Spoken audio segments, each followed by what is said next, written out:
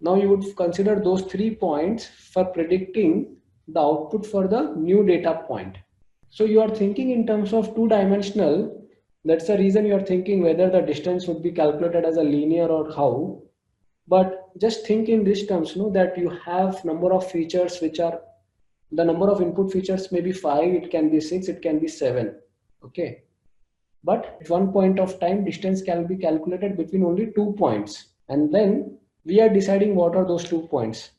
Then one is the new point, the other point would be the old point. Similarly, again, we will calculate the distance between the new point and the old point, which is already there. So we'll keep on calculating the distances from the new point for which we have to predict the output. Once we have calculated the distances, then we will check for the value of k, and then based on the value of k, we'll see what are the nearest data points for this new point. If the value of k is 3 and all the nearest 3 points says the output is 1, that means BMW, then for this point the predicted output would be 1. Okay. In case if it is 1, 1, 0, then what would be the output? See, it's because that we have learned in our school days that distance formula can be used for only two-dimensional Cartesian geometry. It doesn't mean that it can be only used for 2 dimension. It's just that we never gone ahead and then work for 3 dimension at then. It can be used for 3 dimension, it can be used for 4 dimension, it can be used for any number of input features until you have all the input features and all the numbers, not the categorical data type. If it is a numerical data type, then you can use it. Now, can you tell me if the nearest data points outputs are 1, 1, 0, then what could be the output for the new data point? 0 or 1? 1, right. So it will check for the majority value. Okay. Now, k is the one which tells how many points should be considered for predicting the output for a new data point. So k tells you how many nearest neighbors should be considered. K is the value which tells how many nearest neighbors or how many nearest points should be considered. Now,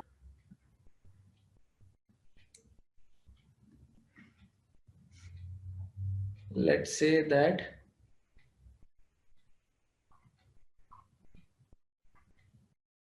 this is my new data point.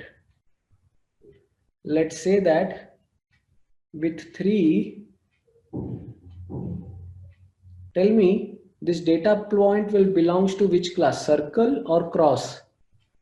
Circle, right?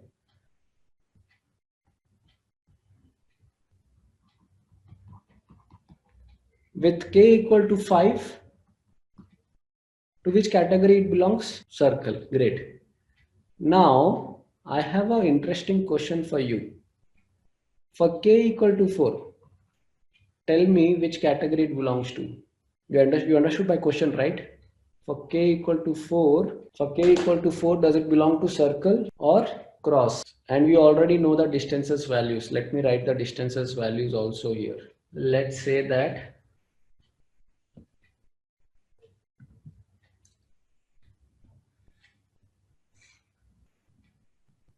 this is a new point.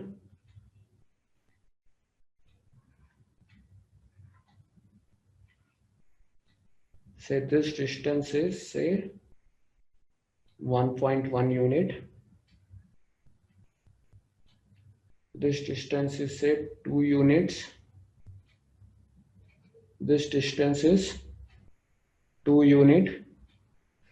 This distance, say, 1.5 units. And now the value of k is 4.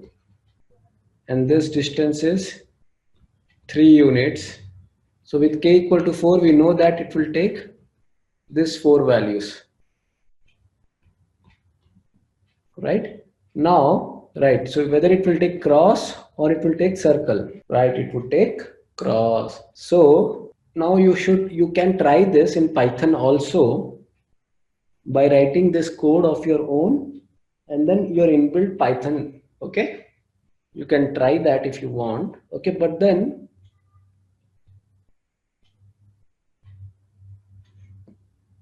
see, these are all okay, But how would we calculate the distance when we have categoricals? For example, say that this is my x1,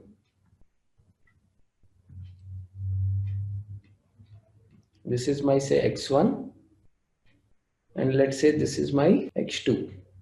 Okay. Now, how would you calculate the distance here? So let's not take this x1 and x2 here because this x and y would make confusion. Okay. Let me take some other example in the new slide because this x and y would always create a confusion. Okay. Before going into the category list, how to calculate the distance. So how to calculate distance when we have categorical data type. So for this, how should it work? That's the whole point.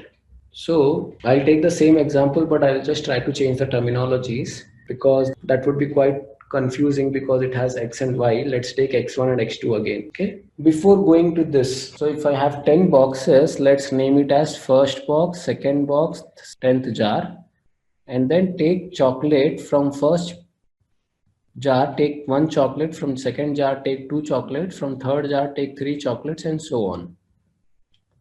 So how many toffees I have taken in total? Can you tell me? 55, right? Now, if all the jars are correct, that means there is no defective piece, then total should have been 550. If I place this 55 chocolates on a digital balance, then it should show 550 grams.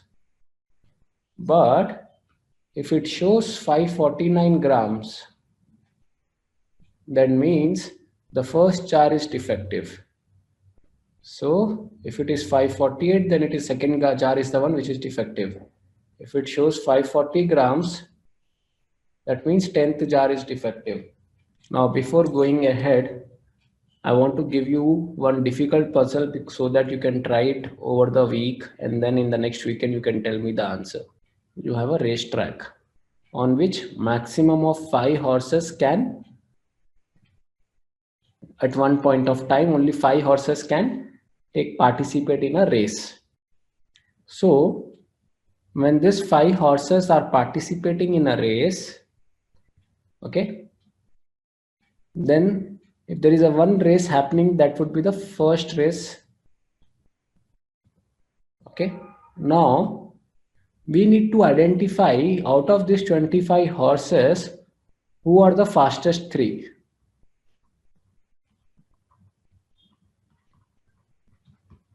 We need to identify the fastest 3 horses out of these 25 horses. You have a racetrack.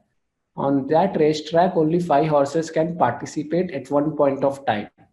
So first you have to arrange this race. After this race, then you have to come up with another 5 horses standing on this racetrack, and then there should be a second race and so on, right? At maximum 5 horses can stand racetrack or can participate in a race. So now assume you don't have a stopwatch or watch or anything. You don't have anything. It's just that you need to identify the fastest 3 horses by looking them visually. Okay. So tell me how many races would be required to identify the fastest 3 horses. So now how many races would be required? It can be 10, it can be 20, it can be anything. Okay. But I want how many minimum races are required to identify the top 3 horses. So how many minimum races? That's the whole question. Okay. And I have a coding challenge also for you guys today. See, apart from challenges, I have some puzzles which I always keep giving to them, my students, so that they can improve on coding and they can improve on logical thinking. So the coding challenge is, say I have 5, 7, 9, 13, 3, 2, 0. Let's say I have these 6 numbers and I have to identify the second maximum number in this series. Okay, please code this How to find the second maximum number from the given series. The series is not necessary would be ascending or descending series. It can be, it's not necessary that the series is sorted. So you have to come up with a second maximum number in this series. Okay. So please try to code this in Python. Take any random numbers by yourself and then you should submit the code. I'll be looking at this code and then I'll be telling you whether the code which you have written is correct or not. Because the code, whenever you write the code should be optimized once. Okay, this is important. So you can achieve the answer by any coding. Like you can do any style of coding and then you can get the answer. But it should be optimized. Okay, when you write the code for this, identifying the second maximum number, the code should be optimized. Okay, going back to how to calculate the distance formula when you have categorical variable. Let's say that you have x1. Anyways, so how do you calculate the distance? First of all, so this y is your output. Let's keep it aside. Let's say that you have a categorical variables. These are the categorical variables. Okay. Now you want to calculate the distance. Let's say you want to calculate the distance. Say this is your first record. Say this is your second record. So on. And then you got a new data point for which you want to calculate the output. But before predicting the output, we have to calculate the distance, right? That is the whole thing about KNN. So let's say that you have whether it is a male or female. Let's take it is a male or female, and then let's consider male as 1 and female as 0. Here let's consider whether a person is married or unmarried. Let's consider this 1 and 0, married and unmarried. Now it's always important in machine learning that you always give some dummy variables to your categorical variables. That's the reason I'm giving 1 and 0. See, this 1 and 0 are not your outputs. Okay, these are not outputs. Now let's say for the second record it is male and this is married, and say this is female, this is married. Say this is male, this is unmarried. Now you got a new data point where it is female and unmarried. Okay. Now if you want to calculate the distance will be calculated in such a way that, for example, from this new data point to your first point, what could be the distance? When your x1 for new data point is equal to x1 for the existing record, the distance would be 0.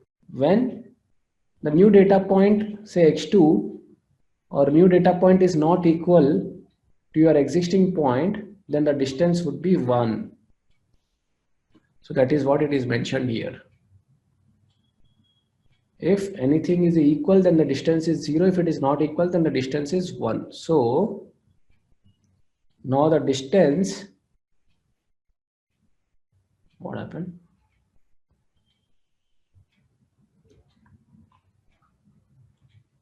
So the distance between this new point and this existing point, first point, is 1. Okay, making sense? So you can have multiple input features. I've just given 2 for simplicity. What could be the distance between this and this second record and this? 2, right? Because male and female are not equal. So 1 plus married and unmarried are not equal. So 1 plus 1, which is 2. So for third point, 1, right? So this is how you calculate the distance. You can have multiple input features again. Okay. So this is how you calculate the distances when you have categorical inputs. And one more thing, this KNN can also be used for regression, for prediction. But again, as I told, in the industry, we would see most of the applications for classification problems. We are looking at this algorithm for classification.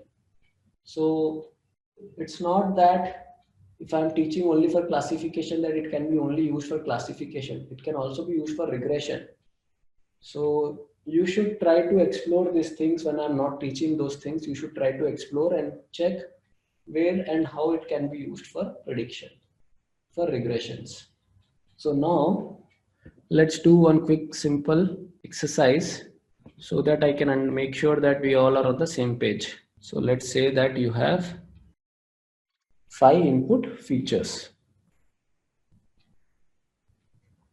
So this is your first record and second record, and the values are say this is a binary input, so it can have only 0 or 1. So let's say this is for first record it is 0, for second record it is 1. This is a nominal categorical data type. Nominal in the sense it can have multiple, more than 2, right? So 1, 3. These are categorical data type which are converted into 1 and 3. Okay. Similarly, let's say x3 is binary again. So let me write the what could be the values it can have for all this.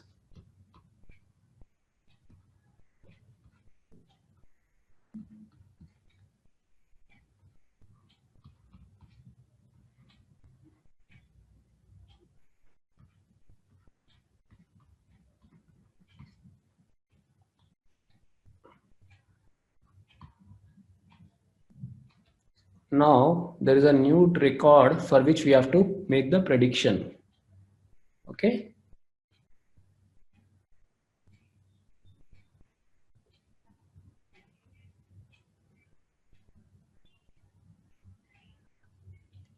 Can you quickly calculate the distance between this point and this point? So 0, 0 equals, so 0. 1 and 2 are unequal, so the distance would be 1. 1 and 1 are equal, distance would be 0. 0 and 1 unequal, so the distance would be 1.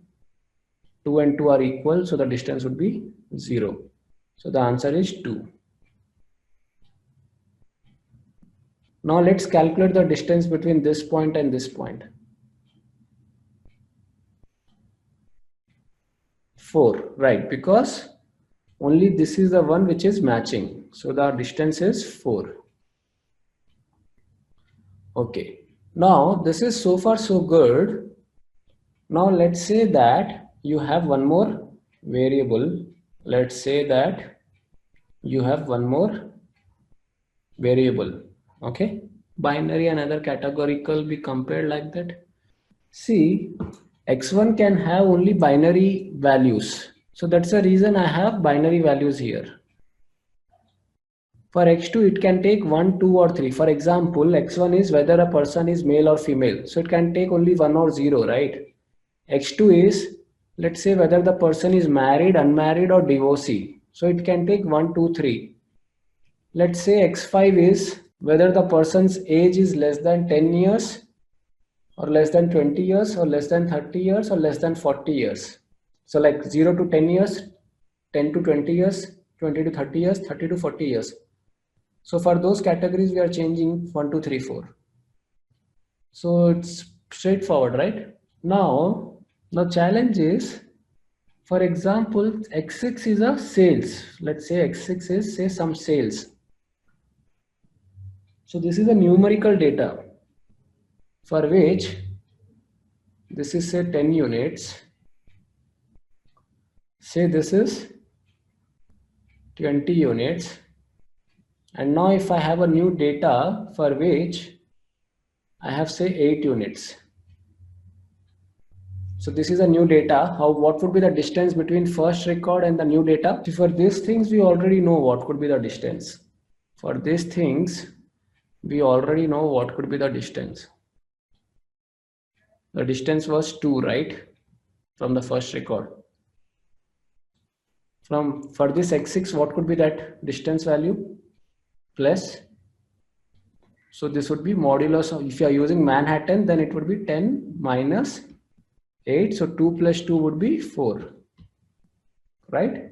So this is how you have to calculate the distances when you have a mixture of categorical data type and numerical data type. Okay, now for this,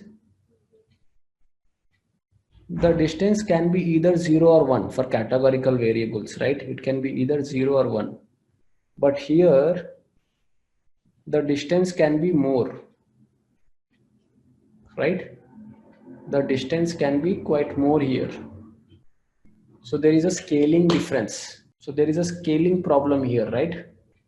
How do you tackle this problem? Convert your x6 variable to your z-scores. You remember mean equal to 0, standard deviation equal to 1. Try to bring that to the smaller scale. Or if you want, you can all convert all this x1, x2, x4, x5, x6 to your z-scores. You can do that also. So how do you calculate z-score? X minus mu by sigma. Right. Now, if you notice, this z-scores can also be greater than 1. Can be, right? It can be greater than 1 also, right? It can be lesser than -1 also. So there is one more normalizing method or standardization method to change the scales.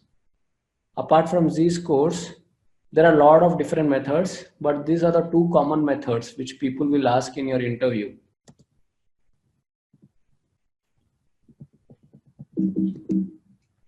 X minus x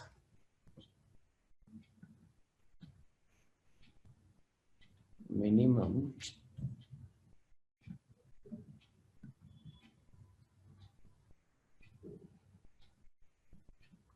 divided by x max minus x minimum. So now could you please tell me what could be the range for these values? So for example, if I convert this x6 using this formula, so it will look for this feature only. It will look for this column, and then it will look for the minimum value that would be substituted as that minimum value, and that maximum value, for example, say 20, and the minimum value is say 5. That would be substituted here. And then for particular records, it will keep changing the values. For say first record, the value would be now 10 minus 5 by 20 minus 5. So it will be 5 by 15. For second record, it will be 20 minus 5 divided by 20 minus 5. So it will be 1, right? So we are just trying to convert x6 using this formula x minus x minimum by x max minus x minimum. So you can do this for all the features. Okay, but then the advantage of this formula x minus x minimum divided by x max minus x minimum, there is a particular advantage of this. Can you tell me what is that? It will be always less than or equal to 1. That is one thing, right? There is one more thing. Can this value ever go beyond 0, like in the negatives? Can it ever give negative value? No, right? So this value will always lie between 0 and 1. That's the advantage.